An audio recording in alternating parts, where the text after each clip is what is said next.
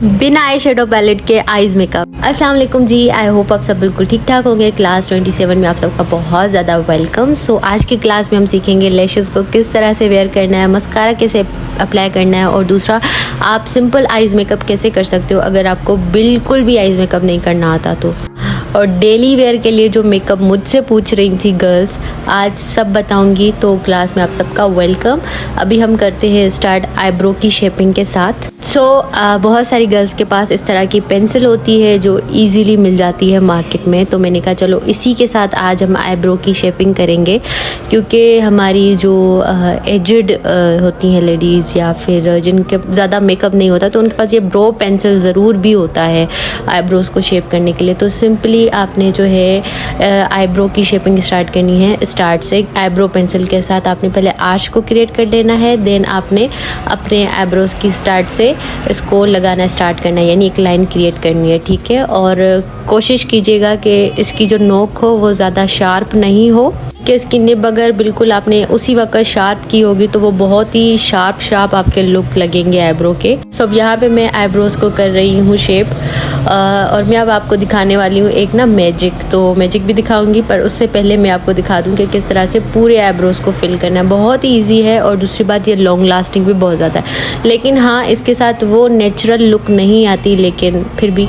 चले फिर करते हैं मैजिक। यस, हो गया मैजिक। तो मेरे दोनों आईब्रोज हो गए सेट। वीडियो में आगे बढ़ने से पहले आपके साथ शेयर करने वाली हूँ बहुत ही अमेजिंग प्रोडक्ट्स जो कि आपकी स्किन को करेंगे वाइट एंड ब्राइट। बहुत ज़्यादा गर्ल्स पूछते हैं कि वाइटनिंग के लिए कुछ बताते हैं, परमानेंट वाइटनिंग के लिए कुछ बताते हैं। तो मेरे पास है यहाँ पे ग्लूटा वाइट 1 की ग्लूटाथायोन टेबलेट्स। ये आपकी स्किन को बहुत ही ज़्यादा ब्राइट करती हैं, साथ ही साथ आपकी स्किन से एक्नी को, पिगमेंटेशंस को, स्पॉट्स वगैरह को बिल्कुल ख़त्म कर देती हैं। बेसिकली ग्लूटाथायोन हमारी बॉडी के अंदर मौजूद होता है, जो कि वक्त के साथ साथ, एजिंग के साथ साथ ख़त्म होने लग जाता है या पहले ही ख़त्म हो जाता है, जिसको हम वापस लाने के लिए यूज़ करते हैं ग्लूटाथायोन की टेबलेट्स या फिर इंजेक्शंस। तो टेबलेट्स जो है वो ज़्यादा बेहतर हैं, यूज़ करें आप, क्योंकि उनका ज़्यादा जल्दी असर होता है। और ग्लूटाथायोन एक एंटीऑक्सीडेंट है जो कि आपके लिए बहुत ज़्यादा ज़रूरी है।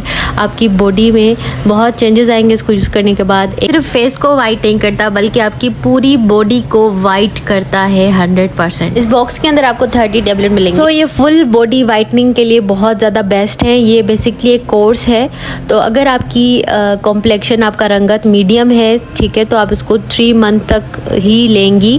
और अगर आपकी रंगत काफ़ी डार्क है तो आपने 6 मंथ तक जो है ये कोर्स लेना है। ये टेबलेट्स आपने कंज्यूम करने हैं। इसके साथ साथ आपने ये विटामिन सी सिप टेबलेट्स भी लेने हैं। टेबलेट्स नहीं है, बेसिकली ये कैल्सी की तरह है। आपने इसको वाटर में डिजोल्व करके पीना है, ठीक है, जैसे कैल्सी होती है बिल्कुल। तो आपने ग्लूटाथायोन की 2 टेबलेट्स लेनी है, एक नाश्ते के बाद और एक इवनिंग में। और दूसरा विटामिन सी सिप आपने जो है लंच के बाद एक ग्लास वाटर में डिजोल्व करके पीना है। और साथ ही साथ एडिशनल वाइटनिंग के लिए आपने सीरम भी यूज करना है।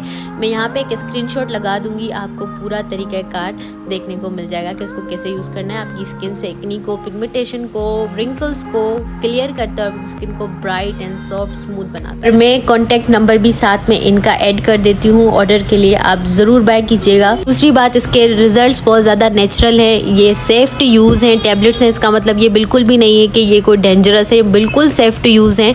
आप इनको ज़रूर भी ट्राई करिएगा, और आपकी बॉडी को, आपके फेस को ये बहुत ज़्यादा वाइट एंड ब्राइट करेंगे, गारंटीड। बट कंटिन्यूसली यूज़ पे, ऐसे नहीं कि एक दिन यूज़ करेंगे बोलेंगे कि अभी वाइट नहीं हुए। विटामिन सी और ग्लूटाथायोन दोनों के दोनों एंटीऑक्सीडेंट हैं जो आपकी बॉडी में बहुत ज़्यादा ज़बरदस्त चेंजेस लाते हैं। तो वाइटनिंग के लिए, ब्राइटनिंग के लिए, स्किन को क्लियर करने के लिए ज़रूर भी इसे आपकी बॉडी कोलेजन को लूज कर चुकी है, आपकी फेस पे रिंकल्स आ गए, फाइन लाइंस आ गए, तब भी ग्लूटाथायोन की ये टेबलेट्स आपके लिए बहुत ज़्यादा इफेक्टिव रहने वाली हैं। और एक डिस्क्लेमर ये भी है कि अगर आप शुगर के पेशेंट हैं, प्रेग्नेंट हैं, या फिर किडनी या लिवर का कोई इशू है आपको, तो देन आप इसको ना यूज़ करें। 18 साल से कम उम्र वाले ना यूज़ करें। तो बैक टू दी वीडियो। अब यहाँ पे मैंने लिया है कॉन्टोरिंग पैलेट क्रिस्टाइन का।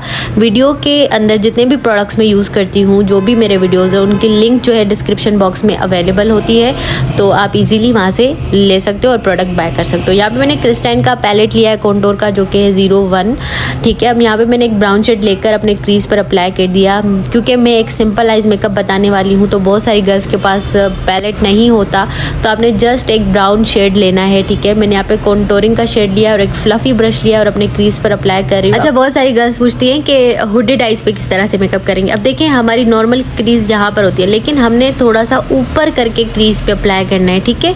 मैं देख रहे हैं आप ब्रो बोन के सामने कलर अप्लाई कर रही हूँ, तो जिनकी आइज हुडेड है ना, तो बिल्कुल आपने इस तरह से ब्राउन शेड, जो भी मैट शेड अप्लाई करना है, ठीक है। जो नॉर्मल क्रीज होती है ना, उससे ऊपर आपने शेड अप्लाई करना है, तो जो है ना आपका क्रीज विजिबल लगेगा, क्योंकि हुडेड आइज वालों के आइज में ना इतना क्रीज विजिबल नहीं होता।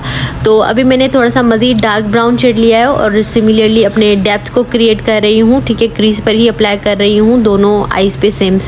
और आप देख सकते हो कि मेरी आइज कितनी खुल गई हैं। आप यहाँ पर भी जो है ख़त्म कर सकते हो इस आई लुक को, लेकिन मैं इसके अंदर थोड़ा सा शिमर ऐड करूँगी। यहाँ पे मैं एक एमवी कॉस्मेटिक्स का शिमर ऐड कर रही हूँ, ठीक है। इसको फिंगर के साथ ही मैं अप्लाई कर रही हूँ, ठीक है। आप चाहें तो सिर्फ बिल्कुल नीचे से लिड पे अप्लाई करें, लेकिन आप चाहें तो पूरे लिड पे अप्लाई करके इसको ग्लैमरस लुक में तब्दील कर सकते हैं। अच्छा, मुझसे बहुत ज़्यादा गर्ल्स सर्टिफिकेट का स्टिल पूछती हैं। इतनी बार मैं बता चुकी हूँ, लेकिन अगेन मैं रिपीट कर रही हूँ कि सबको सर्टिफिकेट मिलेगा और अभी मेरा कोर्स चल रहा है, ख़त्म नहीं हुआ। जिस दिन ख़त्म होगा उस दिन मैं खुद आप सबको बताऊँगी कि मेरा कोर्स ख़त्म हो चुका है। सो प्लीज़ कन्फ्यूजन क्रिएट मत किया करें कि ख़त्म हो गया है। और यस, अभी सेम ब्रश मैंने लिया जो मैंने क्रीज पे अप्लाई किया था जिसके साथ शेड, उसको जो है मैं फिर से अपने आइज़ पे अप्लाई कर रही हूँ, ताकि जो हमने शिमर शेड अप्लाई किया था वो भी कहीं ना कहीं ब्लेंड हो जाए, उसके एजेस जो है वो सॉफ्ट लगे। Now you guys can see कि कितनी खूबसूरत आइज़ लग रही है। अभी हम मस्कारा अप्लाई करेंगे, तो मस्कारा अप्लाई करने का रूल, कभी भी इस तरह से मस्कारा को नहीं करना, इससे ना मस्कारे के अंदर ना हवा भर जाएगी और मस्कारा जल्दी सूख जाएगा। आपने इस तरह से मस्कारा का जो है वो लेना है क्वांटिटी, ठीक है। अब यहाँ पे मैं एसेंस का मस्कारा यूज़ कर रही हूँ, दी बेस्ट मस्कारा है, आपको लैशेस की भी ज़रूरत नहीं पड़ती इसको यूज़ करने के बाद। आपने हमेशा मस्कारा इस तरह से अपर स्ट्रोक्स में लगाना होता है, ठीक है। अपर स्ट्रोक्स पे लगाएंगे तो आपके जो लैशेस हैं ना वो ऊपर की तरफ लिफ्ट होंगी, ठीक है, ऊपर की तरफ लिफ्ट होंगी। मेरे लैशेस बिल्कुल थिन है, लेकिन इस मस्कारा को अप्लाई करने के बाद ऐसे लगता है मैंने नेचुरल लैशेस अप्लाई की हुई हैं। तो ये मस्कारा का जो लिंक है वो मैं डिस्क्रिप्शन बॉक्स में डाल दूँगी। बहुत ही अफोर्डेबल और बहुत ही बेस्ट है। और आपने इस तरह से नीचे करके भी मस्कारा अप्लाई करना होता है, क्योंकि हम सिर्फ नीचे से मस्कारा अप्लाई करते हैं, ऊपर से अप्लाई नहीं करते, तो वो बिल्कुल ना बेजान और रूखे रूखे लगते हैं। तो आपने हमेशा इस तरह से मस्कारा अप्लाई करना है, ठीक है। तो बाकी बॉब के मस्कारे अच्छे होते हैं, एसेंस के बेस्ट होते हैं, मेबलिन के भी बेस्ट होते हैं, ठीक है। तो now you guys can see कि मस्कारा लगाने के बाद कितने अच्छे मेरे लैशेस दिख रहे हैं। हालांकि मैंने कोई लैशेस वगैरह अप्लाई नहीं किए, लेकिन मस्कारा लगाने से ही लिफ्ट आ चुका है। और जब भी आपने लैशेस अप्लाई करना है तो मस्कारा आपने लाजमी अप्लाई करना है। क्या होता है, लड़कियों ने लैशेस लगाए हुए होते हैं और नीचे से मस्कारा नहीं लगाती, तो वो वाइट वाइट सा विजिबल हो रहा होता है, ठीक है, आइज़ में कि इन्होंने कुछ तो गलती की हुई है। तो लैशेस लगाने से पहले मस्कारा लगाना इज़ ज़रूरी। तो मेरी जो है एक सब्सक्राइबर है, उन्होंने मुझे कहा था कि मेरा नाम ले लीजिएगा नेक्स्ट वीडियो में, तो साबरा, मैंने ले लिया आपका नाम। I love you so much, ठीक है। के बाद आपने अपने लोअर लेश पे भी मस्कारा लगाना होता है। येस, इट इज़ डिफ़िकल्ट क्योंकि नीचे से मस्कारा लग जाता है, लेकिन अगर मस्कारा नीचे से लग भी जाता है या मस्कारा कहीं भी आपके फेस पे लग जाता है, तो आपने कभी भी फ़ौरन उसको नहीं हटाना, बल्कि उसको सूखने के लिए छोड़ना है एंड देन उसको हटा देना है, ठीक है। अब यहाँ पे मैंने एक पेंसिल टाइप का ब्रश लिया है और सेम जो है ब्राउन शेड जो कॉन्टोरिंग का था वो मैं अपने लोअर लेश लाइन पे अप्लाई कर रही हूँ, ताकि बहुत ही खूबसूरत और सॉफ्ट डेप्थ क्रिएट हो और एक स्मोकी टाइप का लुक आए। गिव मी, जब आप ये वाला लुक ट्राई करोगे ना, तो आप खुद देखोगे कि आपकी आईज जो है ना इस तरह से लगेंगी कि किसी प्रोफेशनल ने मेकअप किया है। एंड अब मैं ब्रोबोन पे जो है वो सिमिलर ही वो शेड यूज़ कर रही हूँ जो मैंने पहले यूज़ किया था, ठीक है।